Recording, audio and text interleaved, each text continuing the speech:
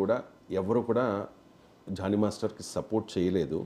But Nagababu, Konidela Nagababu, Janasena party general secretary, mega brother and Pawan Kalyan గారికి సోదరుడు, ఒక ట్వీట్ చేశారు సార్. ఇది జానీ మాస్టర్కు సపోర్ట్ చేసేందుకే ట్వీట్ చేశారని చెప్పి సోషల్ మీడియాలో వైరల్ అవుతున్న పరిస్థితి. ఆ ట్వీట్ చదివి వినిపిస్తాను ప్రేక్షకులకు. No person can be considered guilty of a crime until he or she has been found guilty of that crime by a court of law. ఇది సర్ విలియం గ్యారో అన్నదాన్ని quote చేస్తూ ఇది ట్వీట్ చేశారు. Don't believe everything you hear, there are always 3 sides to a story, yours, theirs and the truth. ఇదంతా కూడా Johnny మాస్టర్కి support చేసినట్టుగానే అంటే క్లియర్గా ట్వీట్ చూస్తే ఫస్ట్ స్టేట్మెంటు ఎవరైనా కోర్టు, అది లీగల్ ప్రిన్సిపల్, శిక్ష పడేంత దాకా నిందితుడు తప్ప నేరస్తుడు కాదు. ఈ లెక్క ప్రకారం జగన్మోహన్ రెడ్డి కూడా నేరస్తుడు కాదు. పవన్ కళ్యాణ్కు జనసేన ప్రకారం జగన్మోహన్ రెడ్డి నేరస్తుడు. జగన్మోహన్ రెడ్డి శిక్ష పడదా?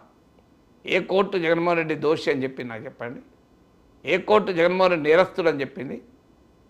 కోర్టు ఏ కోర్టు కూడా చెప్పలేదు కదా. మరి జగన్మోహన్ రెడ్డి రోజు ఎందుకు చెప్తున్నాను నేరస్తుడని? ఇప్పుడు పవన్ కళ్యాణ్ రోజు జగన్మోహన్ రెడ్డి ఎందుకు అంటున్నాడు? ఇదే ప్రిన్సిపల్ ఈ విలియం గ్యారోనో అదే ప్రిన్సిపల్ ఆయన కూడా వర్తిస్తుంది జగన్మోహన్ రెడ్డి. ఇక్కడ జానీ మాస్టర్కి ఒక్కరికి ఎందుకు వర్తిస్తుంది? మీరు రాజకీయాల్లో స్టాండ్ తీసుకుంటే ఎవరిపైన ఆరోపణలున్నా మేము వాళ్ళని నేరస్తున్నాం. ఎందుకంటే ఆరోపణలు రుజువు కావాలండి. ఆ రుజువు కావాలి. 30 ఏళ్ళకు కూడా కావు, 40 ఏళ్ళకు కూడా కావు. ఏం పోఫర్ రుజువు అయింది ఇప్పటికీ. ఏది రుజువు అవుతుంది మన దేశంలో? అవినీతి కుంభకోణాలు. సో అవాల కుంభకోణంలో ఏది రుజువైంది? టెలికాం కుంభకోణంలో ఏది రుజువైంది? స్పెక్ట్రమ్ కుంభకోణంలో ఏది రుజువైంది? 2G కుంభకోణంలో ఏది రుజువైంది? బొగ్గు కుంభకోణంలో ఏది రుజువైంది? ఆదర్శ సొసైటీ కుంభకోణంలో ఏది రుజువైంది? ఇంత లిస్ట్ ఉన్నది రుజువు. కానీ కామన్వెల్త్ క్రీడల కుంభకోణంలో ఏది రుజువైంది? ఎంఆర్ ప్రాపర్టీస్ కుంభకోణంలో ఏది రుజువైంది? వోక్స్ వ్యాగన్లో ఏది రుజువైంది? జలయజ్ఞ ధనయజ్ఞంలో ఏది రుజువైంది? ఏది రుజువు కాలే కదా. స్కిల్ డెవలప్మెంట్లో ఏది రుజువైంది? ఏది రుజువు కాదు. మనం ఎందుకు మాట్లాడుతున్నారు? సో అందువల్ల ఆ ప్రిన్సిపల్ అనేది కరెక్ట్. చట్టరీత్యా ఏదైనా రుజువయ్యేంత వరకు ఒక వ్యక్తి దోషి కాదు.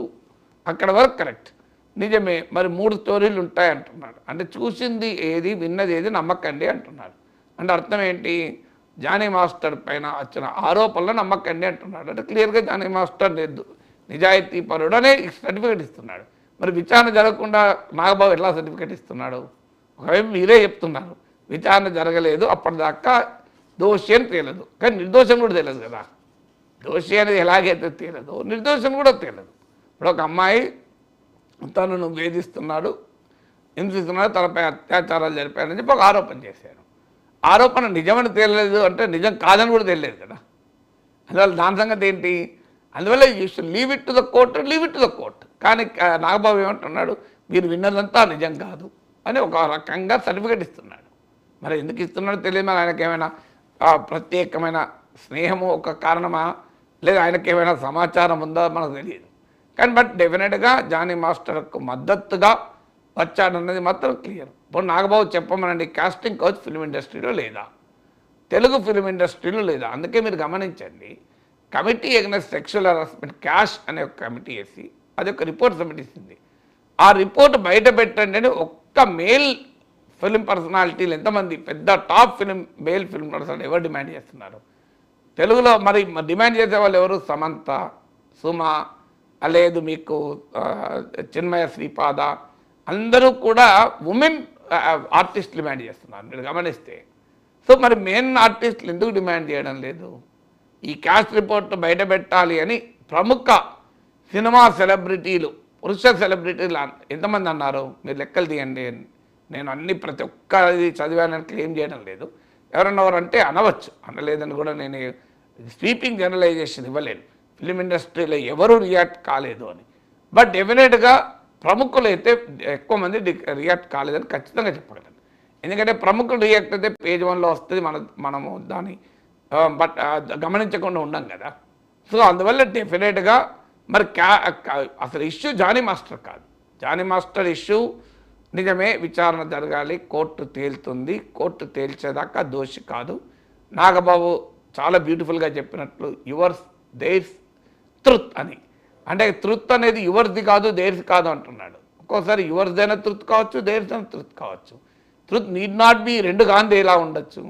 ఇప్పుడు ఆరోపణ ఏంటి, జానీ మాస్టర్ తనను లైంగికంగా వేధించాడు అని ఒక 21 సంవత్సరాల అమ్మాయి ఆరోపణ. అది హర్ష్. జానీ మాస్టరు నేను నిజాయితీపరుడు అని అంటున్నాడు అనుకుందా. ఆయన ఏమన్నాడు ఇంతవరకు నేను చూడలేదు. అదే చెప్తాడు నాకేం సంబంధం లేదు అని. సో ఆయనదేంటి ఈజ్. ఇప్పుడు ఈజ్ హర్ష్ కాక తృప్తి ఏముంటుంది ఇంట్లో?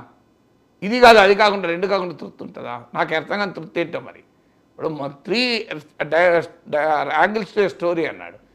సో ఇక్కడ నాకు 2 యాంగిల్సే కనబడుతున్నాయి. ఎయిదర్ జానీ మాస్టర్ ద్వారా అత్యాచారానికి గురయ్యారా లేదా, లేదా అత్యాచారం జరగలేదు.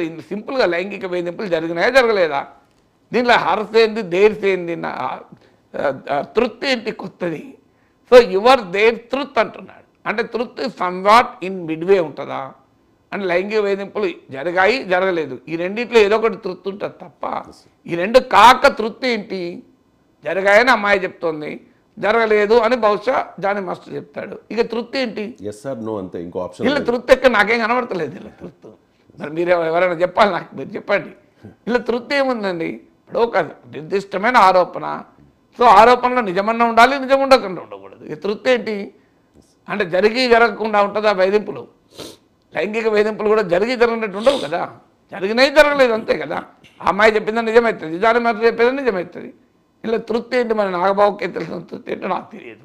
ఎందుకంటే ఆయన మరి కొన్నిటికి ఉండొచ్చు, కొన్నిటికే నాగబాబు చెప్పింది నేను కాదని అన్నాను.